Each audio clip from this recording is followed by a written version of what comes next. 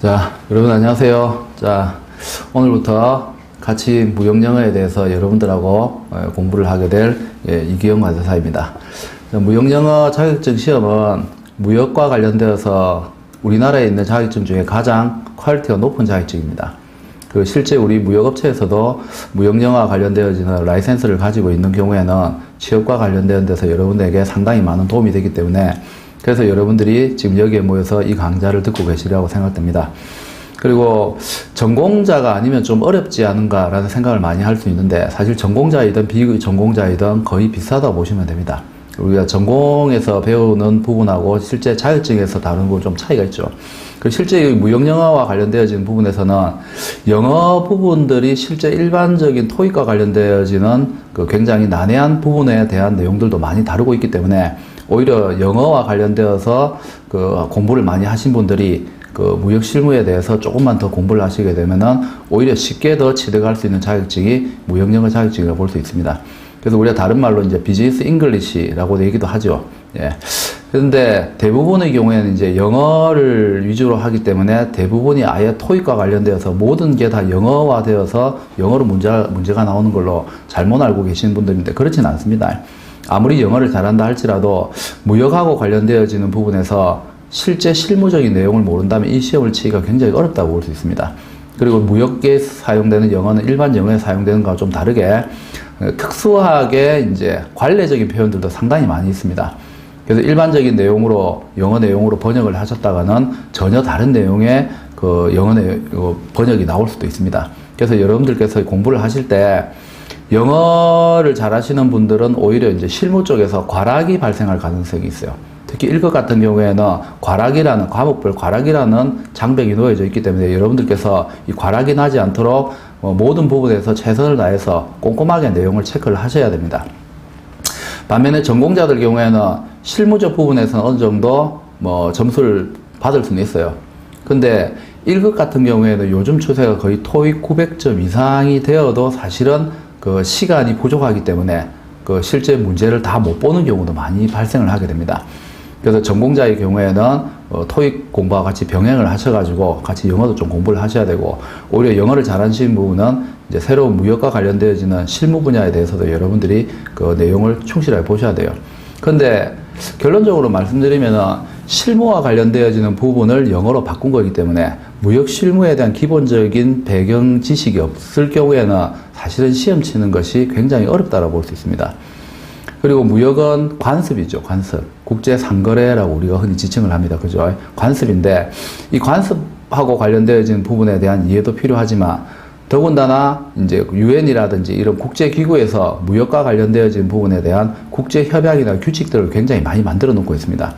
그래서 그런 법리적인 부분에 대해서까지 여러분들이 세세하게 공부를 하셔야 돼요. 그리고 우리가 무역하고 관련되는 자격증이 지금 여러분들이 그 수강하고 계시는 이 무역영어 말고도 국제무역사라는 부분도 있습니다. 근데 사실 중첩되는 부분이 상당히 많이 있습니다.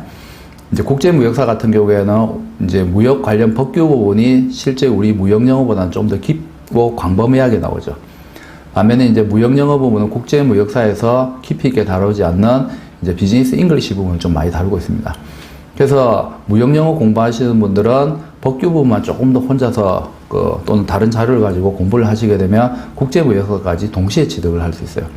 반면에 국제무역사를 공부하시는 분들은 이제 비즈니스 잉글리시와 관련된 부분을 조금 이제 깊이 있게 다루고 여러분들이 토익과 관련되어지는 부분까지 병행을 하시게 되면 국제무역사 공부하면서 무역영어도 취득을 할 수가 있습니다. 그래서 굉장히 비슷한 공통적인 부분들이 상당히 많기 때문에 여러분들이 그냥 단순하게 이 자격증 한 개만을 획득하기 위해서 공부한다는 생각보다는 이 무역영어를 바탕으로 해서 관련되어지는 이제 그 국제무역사라든지 또는 이제 이 부분에서 관세와 관련되어진 부분에 대해서 여러분들이 조금만 더 깊이 있게 공부를 하시게 되면은 원산지 관리사라는 자격증도 도전을 하실 수가 있습니다. 그 모든 것의 토대가 되는 게 바로 이 무역영어죠, 무역영어. 그래서 무역영어와 관련되어지는 부분에 대해서 여러분들이 그 좀 관심을 많이 가지시고 그 다른 자격증하고 병행을 할 수 있다라는 생각 하에서 여러분들이 공부를 하시는 게 더 좋지 않을까, 마음 자세를 그렇게 가지시는 게 좋을 것 같습니다. 그리고 별로 재미없습니다, 무역이. 예, 실무를 하면 굉장히 재밌는데 실제 내용들이 사실은 법이에요. 무역 있고 법이라고 우리가 흔히 얘기하죠. 그래서 법리적 부분이 굉장히 많기 때문에 오히려 좀 지루하고 딱딱한 부분들도 있을 거예요. 게다가 그런 모든 부분을 영문하고 같이 병행을 해서 보야 되기 때문에 여러분들이 공부할 때 조금 시간을 많이 투자하셔야 됩니다. 그래서 단기간에 자격증 획득을 목표로 한다는 것은 굉장히 큰 욕심이라고 볼 수 있어요. 그래서 여러분들이 공부를 할 때는 시간적 여유를 두시고 공부를 하셔야 돼요. 그리고 무역영어는 1년에 한 3번 정도 시험을 치게 됩니다. 왜 시험을 3번 칠 것 같습니까? 준비가 좀 잘 되신 분들은 한 번에 합격할 수 있지만 준비가 좀 덜 되신 분들은 1년 3번 중에 한 번이 합격하면 되죠. 그래서 3-4번이에요. 3-4번. 그래서 여러분이 장기적인 시간을 두시고 좀 공부를 하셔야 된다 생각하시고 한 번 시험 쳤을 때 뭐 떨어졌다 해가지고 포기하지 마시고 계속해서 여러분들이 꾸준하게 노력을 하셔서 1년에 자격증 1개 따는 것이라 생각하시고 좀 깊이 있게 좀 장기적인 계획을 세우시고 공부를 하시는 게 좋을 것 같습니다. 자, 그렇게 무역영어하고 관련되어진 일반적인 부분에 대해서 여러분들에게 잠시 안내를 드렸고 실제 이제 본 교재 내용으로 들어가서 무역과 관련되어진 내용에 대해서 먼저 기초적인 개념부터 확인을 해 보도록 하겠습니다.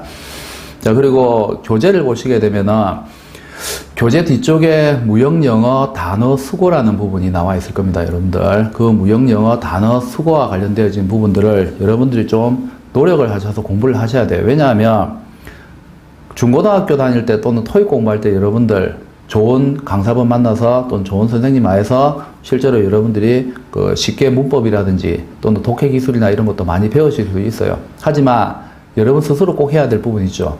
단어는 여러분들이 외우셔야 됩니다. 그거는 어느 누구도 해줄 수 없는 거예요. 그런 단어까지 본 동영상 강좌에서 여러분들하고 같이 진행할 수는 없습니다. 그래서 뒤쪽에 보면 980개 단어가 있을 거예요.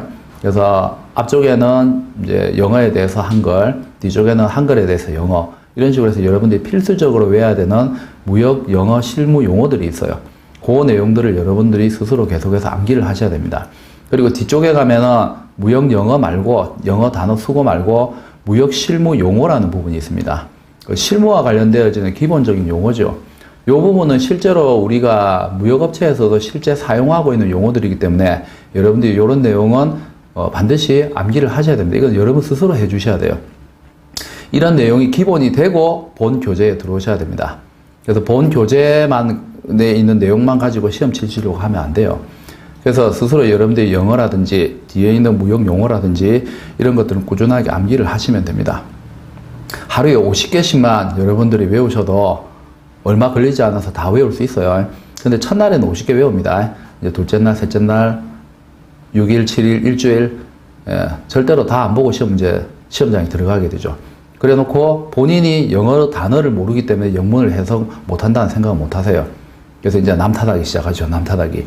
그래서 단어 수고는 꾸준하게 여러분들이 계속해서 보시고 반복하시고 그렇게 해서 스스로 외워주셔야 됩니다. 그거 하나는 제가 꼭 부탁드리고 싶습니다. 그리고 이제 기출문제와 관련된 문제에 대해서 질문을 많이 하시는데 그 문제는 굳이 많이 보실 필요는 없어요. 왜냐하면 국제협약이라든지 이런 것들이 수시로 개정이 많이 이루어지고 있습니다. 그리고 그 문제 패턴 자체가 과거에 나왔던 문제들은 굉장히 기초적인 걸 많이 다루고 있기 때문에 거의 요즘 문제 패턴하고 맞지 않아요. 그래서 옛날 문제는 풀 필요가 없어요. 그래도 굳이 문제집이라든지 이런 것들은 구매 안 하셔도 됩니다. 안 하셔도 되고 대신에 최근 시험 치기 전 한 4회분 정도 기출문제는 꼭 보셔야 돼요. 이런 이제 자격증 같은 거 많이 공부해 보신 분들은 알겠지만 기출문제에서 거의 30% 이상 똑같은 문제가 나와요. 그럼 여러분들이 30점 획득하고 가는 거예요. 획득하고. 그래서 최근 한 4회 정도 기출문제. 보통 온라인이나 이런 데 블로그라든지 카페라든지 이런 데도 사실 많이 올라가 있죠. 그리고 대한상공회의소 자료실에 가도 그런 내용은 충분히 여러분들 다운로드 받을 수 있습니다. 그렇게 다운로드 받으셔가지고 이제 문제를 풀어보시는데 한 번씩 이런 경우가 있어요. 그 정답 자체가 가답안으로 해서 나오게 됩니다. 이제 시험을 치우시고 나면은. 그리고 그 가답안이 그대로 해서 영원하게 이제 자료로 남게 되는데 실제 시험을 치다 보면 문제에 오류가 있어서 답이 바뀌어지는 경우가 있어요. 근데 답이 바뀌어졌을 때 실제로 이제 출제기관 상공회의소에서 올려놓은 답안지 자료를, 가답안 자료를 바꾸진 않습니다. 그래서 실제 예를 들면 뭐 무역실무 파트에 그 3번 문제가 가답안으로 2번 나왔는데 사실 정답 채점하면서 3번으로 바뀌었어요. 근데 그 바뀐 답안은 올려놓지 않아요. 그래서 여러분들이 문제를 다운로드 받아서 이제 실제로 풀다 보시면은 가답안이 잘못되어져 있는 부분과 관련되어서 질문을 많이 하시게 됩니다. 여러분들 생각이 맞습니다. 왜냐하면 정답 부분을 상공에서 그런 것까지 고쳐놓지는 않습니다. 그렇기 때문에 그런 부분들에 대해서는 굳이 여러분들께서 여러분들이 학습한 내용하고 다르다 해서 여러분들 실력을 의심해 보실 필요는 없어요. 그럼 여러분들이 맞는 거예요. 그리고 국제관계 관습이 개정이 됐죠. 개정이 됐으면 이전 거는 완전히 다른 내용이에요. 그러니까 아예 그런 문제는 풀어보실 필요가 없어요. 바뀌어진 내용이 최우선입니다. 그렇기 때문에 그런 거와 관련되시는 부분에서 여러분들이 의구심을 가지든지 그렇게 하실 필요 없어요. 아예 그런 문제 자체는 풀어보지 않는 것이 더 도움이 됩니다. 이것도 이제 학습하는 데 있어서의 전략이죠. 그리고 자신을 믿으세요. 그리고 그 어떤 수험서든 마찬가지입니다. 교재 내용 자체가 틀릴 확률은 거의 없습니다. 몇 번이나 확인을 하는 부분이기 때문에. 그래서 그런 거 같은 경우에는 실제 문제하고 차이가 있는 경우에는 그 문제 자체에 오류가 있어서 가답안하고 정답이 바뀌어졌는데 정답 수정이 안 이루어진 것으로 여러분들이 생각을 하시면 될 것 같아요. 자, 이렇게 해서 여러분들이 이제 기초적으로 우리 무형영어와 관련되어서 어떻게 공부를 해야 되는 건지 그리고 방향성에 대해서 잠시 여러분에게 안내 말씀을 드렸습니다.